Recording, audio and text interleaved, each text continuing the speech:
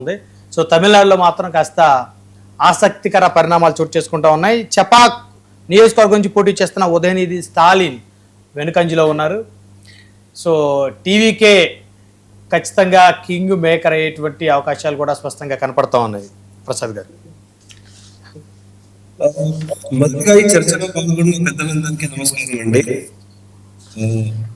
ఇప్పుడు తమిళనాడు ఇంకా మనం చెప్పలేము, ఎందుకంటే పోస్టల్ కాబట్టి. ప్లస్ ఇంకోటి ఏంటంటే రీజియన్ స్పెసిఫిక్ ఎలా వస్తుంది అనేది మనం చెప్పలేము. ఇప్పుడు సపోజ్ ఇప్పుడు కొంగునాడు అంటారు, అక్కడ ఏఐడిఎంకి చాలా స్ట్రెంగ్త్ ఉంది, ఆర్ కోయంబత్తూరు వైపు కూడా స్ట్రెంగ్త్ ఉంది అంటున్నారు.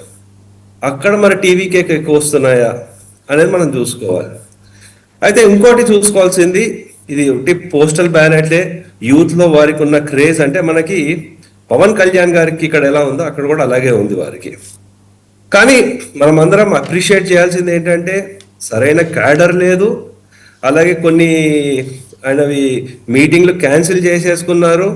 అలాగే కారూరులో అక్కడ 40 మంది వారి సభ పెడితే అక్కడ ప్రాణాలు కోల్పోయారు. ఇంత జరిగినప్పటికీ కూడా ఇటువంటి పర్ఫార్మెన్స్ ఇచ్చారంటే నేను అనుకోవడం, అంటే మన తెలుగు రాష్ట్రాల్లో ఎన్టీఆర్ గారి తర్వాత, అలాగే ఢిల్లీలో ఆమ్ ఆద్మీ పార్టీ తర్వాత ఇటువంటి పర్ఫార్మెన్స్ చూడడము చాలా అరుదు. అందు గురించి చాలా అప్రిషియేట్ చేయాలి. అంటే దాన్ని బట్టి మనకు ఏమర్థమవుతుందంటే తమిళనాడు ప్రజలు ఈ ద్రవిడియన్ రాజకీయాల నుంచి, అది డిఎంకే అవనివ్వండి, ఏఐడిఎంకే అవనివ్వండి, వాటి నుంచి వ్యతిరేకంగా ఇంకొకటి ఏదో వాళ్ళు ఆశిస్తున్నారు అనేది మనకు తెలుస్తుంది. ఇంకా మనకి ఇది స్టార్టింగ్ స్టేజే కాబట్టి దాని మీద పెద్ద కమెంట్ ఏం చేయలేము మనము. సో ఇంకొక అంశం చూసుకోవాల్సింది ఏంటంటే ఈ సర్ రివిజన్లో జరిగింది అత్యధిక శాతము, అంటే నంబర్లు ఓటర్లు డిలీషన్ అయ్యింది అది తమిళనాడులో జరిగింది. చాలా మంది వెస్ట్ బెంగాల్లో ఎక్కువ ఇష్యూ చేశారు, కానీ దానికంటే ఎక్కువ తమిళనాడులో జరిగింది అనమాట. సో అది ఆ రివిజన్ అది జరగడం మంచిదే, అది దానికి ఎవరు ఛాలెంజ్ కూడా చేయలేదు. సో ఆ కోణంలో చూసుకుంటే ఒకటి ఏంటంటే డిఎంకేకి డెఫినెట్లీ యాంటీ ఇన్కంబెన్సీ అయితే ఉంది. ఎస్పెషల్లీ రైతుల దగ్గర నుంచి అక్కడి నుంచి వ్యతిరేకత ఉంది. వాళ్ళ స్ట్రాంగ్ అయిన చెన్నై, ఆ చుట్టుపక్కల పరిసరాలు, ఆ జిల్లాలు ఏవైతే ఉన్నాయో అక్కడ కూడా వాళ్ళకి ఎదురు దెబ్బ తగులుతోందండి. సో అది చెన్నై, అది మన తమిళనాడు చూసుకుంటే, అదే మనకి కేరళ, అస్సాం స్ట్రైట్ ఫార్వర్డ్ అందరు ఎక్స్పెక్ట్ చేసినట్టే రిజల్ట్స్ కూడా ముందుకు వెళ్తున్నాయి. ఇంకోటి మనం చూసుకోవాల్సింది బెంగాల్ ఎలక్షన్స్ చూసుకోవాలి. బెంగాల్లో చూసుకుంటే అండి, ఇది చాలా మందికి, అంటే బీజేపీ వాళ్ళు 2021 ఎలక్షన్స్ తర్వాత చాలా గుణపాఠాలు నేర్చుకున్నట్టు తెలుస్తోంది.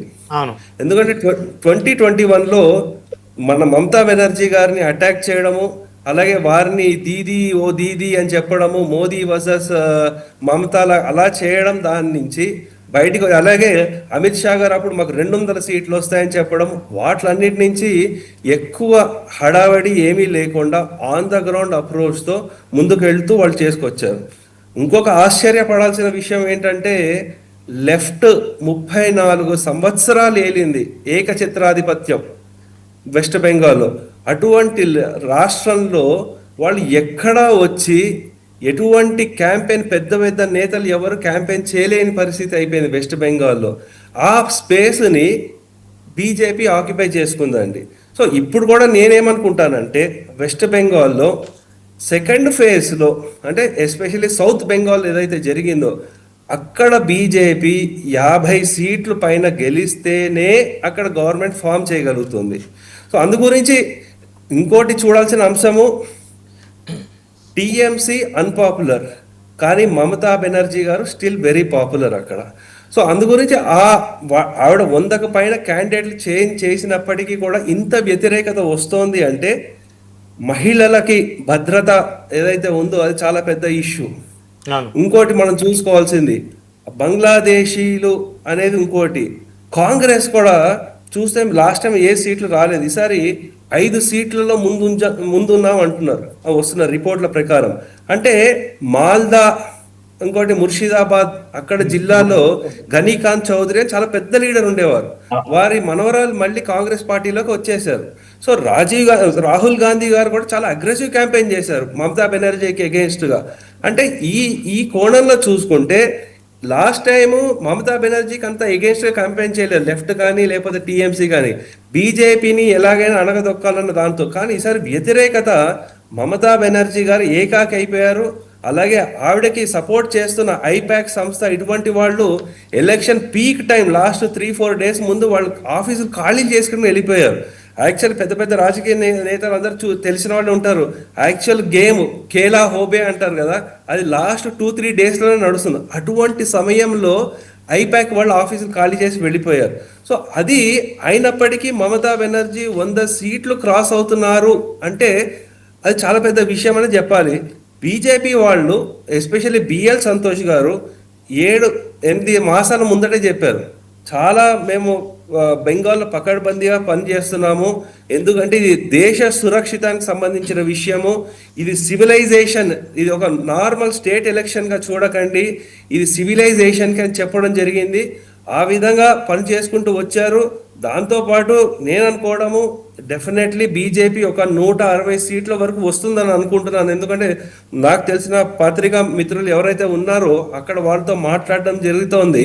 సో అలాగే బీజేపీకి అనుసంబంధమైన ఆర్గనైజేషన్లు ఏవైతే ఉన్నాయో ఆన్ ద గ్రౌండ్ చిన్న చిన్న మీటింగ్లు పెట్టిన, పెద్ద పెద్ద మీటింగ్లు ఏం లేవు ఈసారి. మీరు చూస్తే అటాక్ చేయడం కూడా మోదీ గారు కానివ్వండి, వీళ్ళు డెవలప్మెంట్ ఇష్యూలు వీటి మీదే మాట్లాడారు, కానీ మమతా బెనర్జీని ఎక్కువ అటాక్ చేయలేదు.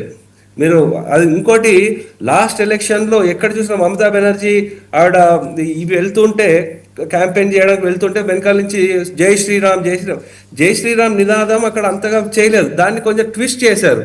ఇప్పుడు దుర్గా అమ్మవారి మీద ధ్యాస పెట్టారు. సో ఆ విధంగా హిందువుల ఓట్ల కన్సాలిడేషన్ చేసుకుంటూ వచ్చారు. అలాగే కొన్ని ప్రాంతాల్లో ఆ మహువా ఓట్లు ఏవైతే ఉన్నాయో వాళ్ళకి కొంతమందికి సిటిజన్షిప్లు ఇవ్వడం, అంటే 4 లక్షల మంది వరకు సిటిజన్షిప్లు డిక్లేర్ చేసేసారు. సో ఈ ఓబీసీ కన్సాలిడేషన్ అవుతూ వచ్చింది. నార్త్ బెంగాల్లో వాళ్ళు ఎప్పటి నుంచో స్ట్రాంగ్గానే ఉన్నారు కాబట్టి నేను అనుకోవడము బీజేపీ గెలుస్తుంది, బెంగాల్లో, అస్సాంలో గెలుస్తుంది, కేరళలో బహుశా 15 నుంచి 18% ఓట్లు వాళ్ళు